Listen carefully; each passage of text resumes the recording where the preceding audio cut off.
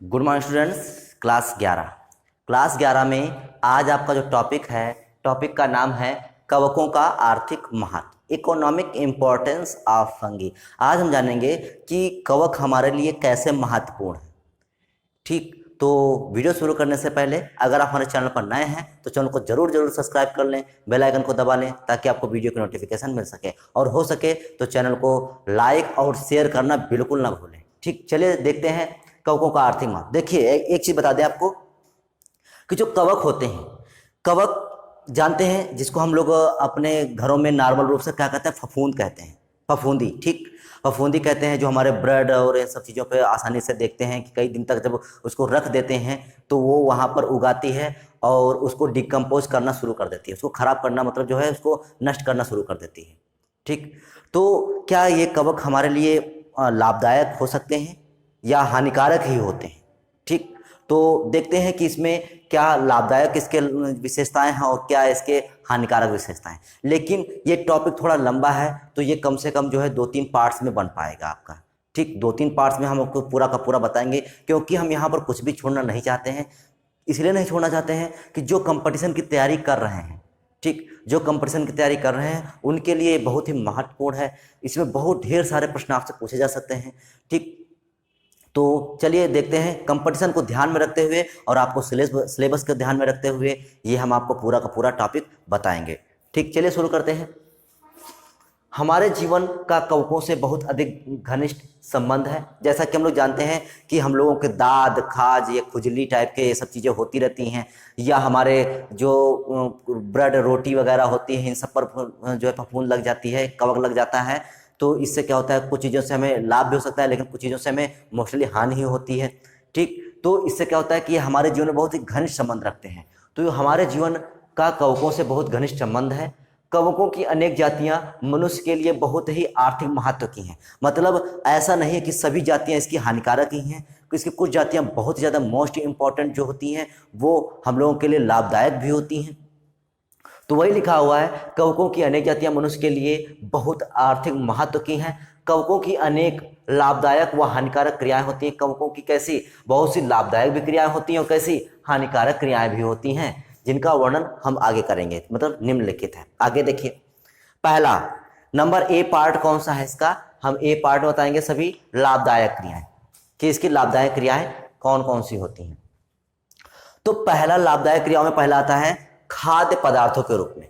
क्या आप जानते हैं कि जो कवक होते हैं उनको हम लोग खाते भी हैं? कौन कौन कवक खाते हैं, जैसे इसमें देखते हैं। तो खाद्य पदार्थ के रूप में एज फूड। ठीक, देखिए बहुत से कवक जैसे छत्रक, छत्र को क्या बोलते हैं, अगैरिकस, क्या बोलते हैं, अगैरिकस। बहुत से कवक जैसे छत्रक, मार्केला, इसको बोलते हैं गुच्छी। आपसे पूछा जा सकता है गुच्छी कवक किसे कहते हैं, तो मार्केला। आपसे पूछा जाए छत्रक कवक किसे कहते हैं, तो हम बोलेंगे एगैरिकस। ठीक, लाइकोपर्डॉन, तो इस टाइप के जो कवक होते हैं, जैसे हमारा एगैरिकस है, मार्केला है, लाइकोपर्डॉन है, तो इस टाइप से जो कवक होते हैं इनका प्रयोग हम भोजन के रूप में करते हैं। लेकिन भोजन के रूप में करते हैं तो क्यों करते हैं भाई, ऐसा तो है नहीं हमारे पास कुछ खाने के लिए नहीं, लेकिन इनको भोजन के रूप में खाते हैं।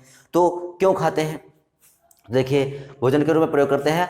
मार्केला व अगैरिकस, मोस्ट इंपॉर्टेंट, अगैरिकस की खेती की जाती है। मतलब ये इतने ज़्यादा इंपॉर्टेंट है, इनकी इतनी ज़्यादा डिमांड है मार्केट में कि इनकी खेती की जाती है और ये बहुत महंगे बिकते हैं। ठीक, मार्केला व अगैरिकस की खेती की जाती है। ये प्रोटीन व विटामिन्स, किसकी, प्रोटीन व विटामिन्स के प्रमुख स्रोत होते हैं। अच्छा, अब तो हमें यहाँ पर समझ में आ गया कि मार्केला और एगैरिकस को हम खाते क्यों हैं। क्यों खाते हैं, क्योंकि इसमें प्रोटीन और विटामिन बहुत भरपूर मात्रा में पाई जाती है। अच्छा, एगैरिकस आपने कभी खाया होगा। एगैरिकस को अपने गांव में या अपने मोहल्ले में या अपने शहरों में किस नाम से जाना जाता है, मशरूम के नाम से जाना जाता है। कैसे नाम से जाना जाता है, मशरूम। तो मशरूम तो आपने कई बार खाई होगी, तो मशरूम को हम क्या कहते हैं, एगैरिकस कहते हैं। एगैरिकस को या मशरूम को हम क्यों खाते हैं, क्योंकि उसमें प्रोटीन और विटामिन बहुत भारी मात्रा में पाई जाती है। आगे देखते हैं, ईस्ट से बहुत से विटामिन, मतलब जो ईस्ट होता है, ईस्ट से बहुत से विटामिन, कौन सा विटामिन, विटामिन थायमीन। थायमीन एक रासायनिक नाम है विटामिन का, और इसका वैसा नाम कैसा है, B1 नाम है। तो B1 विटामिन का रासायनिक नाम क्या होता है, थायमीन होता है।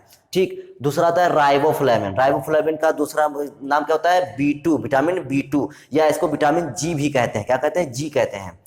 निकोटिनिक अम्ल या निकोटिनिक एसिड, इसको क्या कहते हैं विटामिन PP या इसको कहते हैं P5, ठीक। व बायोटिन, बायोटिन को क्या कहते हैं विटामिन H आदि पाए जाते हैं। मतलब जो ईस्ट होता है, ईस्ट में कौन कौन से vitamin, thiamine, riboflavin, nicotinic acid और बायोटिन आदि विटामिन आदि पाए जाते हैं। किस में पाए जाते हैं, ईस्ट में पाए जाते हैं। आगे देखते हैं। देखिए इसीलिए तो ये बहुत ज़्यादा इंपॉर्टेंट है भोजन के रूप में, क्योंकि इसमें प्रोटीन विटामिन इतनी पर्याप्त मात्रा में होती हैं। आगे लेंटिनस इडोडस, मोस्ट इंपॉर्टेंट, लेंटिनस इडोडस या सिटेक मशरूम, ये दोनों इंपॉर्टेंट नाम हैं। लेंटिनस इडोडस या सिटेक मशरूम से क्या प्राप्त करते हैं, से लेंटिनेसिन, क्या प्राप्त करते हैं, लेंटिनेसिन प्राप्त करते हैं। अब ये लेंटिनेसिन होता क्या है, आपसे प्रश्न ये पूछा जा सकता है कि लेंटिनेसिन नामक जो पदार्थ होता है वो किससे प्राप्त किया जाता है, तो हम बताएंगे लेंटिनस इडोडस या सिटेक मशरूम से लेंटिनेसिन नामक पदार्थ प्राप्त किया जाता है। अब इसका काम क्या होता है, जो रक्त में हम लोगों का जो ब्लड होता है, ब्लड में जो कोलेस्ट्रॉल जम जाता है तो कोलेस्ट्रॉल की मात्रा को कम करता है। अगर हम इस मशरूम को खाएंगे तो हमारे शरीर में जो ब्लड होगा, ब्लड में जो कोलेस्ट्रॉल होगा, कोलेस्ट्रॉल की मात्रा कम हो जाती है। अब ये कोलेस्ट्रॉल हमारे लिए हानिकारक क्यों है, क्योंकि ये कोलेस्ट्रॉल जो हम लोगों की रुधिर वाहिनियाँ होती हैं, ठीक, जो वेंस और आर्टरीज होती हैं, उसमें ये कोलेस्ट्रॉल जम जाता है। तो ये जम जाने की वजह से क्या होता है, रुधिर प्रवाह जो होता है सही से नहीं हो पाता है, जिसके कारण से बहुत से चांसेस बन जाते हैं कि व्यक्ति को हार्ट अटैक हो जाता है, हृदय आघात हो जाता है, अर्थात हार्ट अटैक हो जाता है। तो इस कोलेस्ट्रॉल की वजह से बहुत ही हानि पहुंचती है व्यक्ति को। अगर ये इस टाइप की ये मशरूम खाई जाएगी तो व्यक्ति में कोलेस्ट्रॉल की मात्रा कम हो जाएगी, जिसमें हार्ट अटैक के चांसेस बहुत ही कम हो जाएंगे, ठीक। अगला आता है, नंबर 2 आता है उद्योगों में। तो इन इंडस्ट्रीज, देखिए कई प्रकार के उद्योग चलते हैं। पहला उद्योग कैसा है, पनीर उद्योग में। तो पनीर उद्योग कैसा है, कुछ कवक जैसे एस्परजिलस, मोस्ट इंपॉर्टेंट, कुछ कवक जैसे एस्परजिलस व पेनिसिलियम, मोस्ट इंपॉर्टेंट, पेनिसिलियम तो आपने कई बार सुना होगा। कुछ कवक जैसे एस्परजिलस व पेनिसिलियम आदि का उपयोग काहे में किया जाता है, पनीर बनाने में किया जाता है। केवल हमें यहाँ पर कवक का नाम याद रखना है, कौन सा, जैसे एस्परजिलस और पेनिसिलियम, दो ऐसे कवक होते हैं जो पनीर उद्योग में प्रयोग किए जाते हैं। अगला आता है डबल रोटी उद्योग में, इन बेकिंग इंडस्ट्रीज, ठीक। देखते हैं क्या होता है। तो कुछ ईस्ट जैसे सैक्रोमाइसिस, कौन सा, सैक्रोमाइसिस सेरिवेसी, ये एक ईस्ट है। ईस्ट का क्या नाम है, तो सैक्रोमाइसिस सेरिवेसी, क्योंकि ईस्ट को क्या कहते हैं, ईस्ट का दूसरा नाम क्या है, सैक्रोमाइसिस है। ईस्ट का दूसरा नाम क्या है, सैक्रोमाइसिस है, ठीक। तो सैक्रोमाइसिस और सेरिवेसी क्या है, ये एक स्पीसीज है, क्योंकि एक तो ईस्ट पाया नहीं जाता होगा, इसकी तो हजारों जातियां होती होंगी।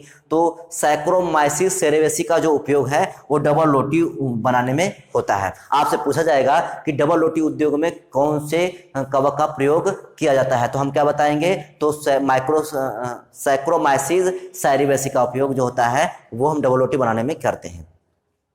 तीसरा उद्योग आता है आपका एल्कोहल उद्योग। एल्कोहल में क्या होता है, ईस्ट द्वारा शर्करा के विलयन का किण्वन क्रिया करा के एथिल अल्कोहल बनता है। मतलब एल्कोहल कैसे बनाते हैं, तो किण्वन क्रिया द्वारा। मोस्ट इंपॉर्टेंट, आपसे पूछा जाएगा कि किण्वन क्रिया से क्या प्राप्त होता है, किण्वन क्रिया से क्या होता है, तो एल्कोहल का निर्माण होता है। तो किण्वन क्रिया द्वारा एल्कोहल का निर्माण होता है, और जो आपका एल्कोहल बनता है, ठीक, जो आपका एथिल अल्कोहल बनता है वो एथिल अल्कोहल ईस्ट द्वारा शर्करा के विलयन से बनता है। किसके द्वारा, ईस्ट द्वारा शर्करा के विलयन से बनता है। तो जो ईस्ट द्वारा शर्करा का विलयन, क्योंकि जो शर्करा होती है, शर्करा का ही किण्वन कराया जाता है और इससे क्या प्राप्त होता है, एथिल अल्कोहल प्राप्त होता है। अब देखिए इसकी रिएक्शन हमने यहाँ पर ऊपर लिख दी है। जैसे हमारे पास कोई शर्करा है, जैसे मान लेते हैं ग्लूकोज शर्करा है, तो C6H12O6 ग्लूकोज शर्करा है, इसका हमने क्या कर दिया, ईस्ट के द्वारा इसका किण्वन करा दिया। और कौन से एंजाइम का प्रयोग किया इसने, तो जाइमेज एंजाइम का प्रयोग किया। आपसे पूछा जाएगा किण्वन क्रिया में कौन सा एंजाइम का प्रयोग होता है, तो हम क्या बताएंगे, जाइमेज एंजाइम का। तो जब शर्करा का ईस्ट ने जाइमेज एंजाइम के द्वारा किण्वन कराया तो क्या प्राप्त हुआ, C2H5OH, और कितना 2, मतलब C2H5OH अर्थात एथिल अल्कोहल प्राप्त हुआ, और CO2 जो होती है वो मुक्त होती है। तो ये क्रिया को हम यहाँ पर, ये रिएक्शन को हम किण्वन के नीचे लिख लेंगे। तो ये आपने जान लिया। यहाँ पर हमने 2 टॉपिक जाने कि एक तो भोजन के रूप में कैसे प्रयोग किया जाता है और दूसरा उद्योगों में इसका प्रयोग कैसे किया जाता है। बाकी कुछ हम आपको अगला जब वीडियो बनाएंगे तो हम उसमें आपको बताएंगे कि कवक का उपयोग औषधि के रूप में कैसे किया जाता है, और आपको बता दें कवक से बहुत प्रकार के अम्ल प्राप्त किए जाते हैं। तो ये सब हम आपको बताएंगे नेक्स्ट वीडियो में। तो आज के लिए केवल इतना ही, बाकी नेक्स्ट वीडियो में, तब तक के लिए जय हिंद।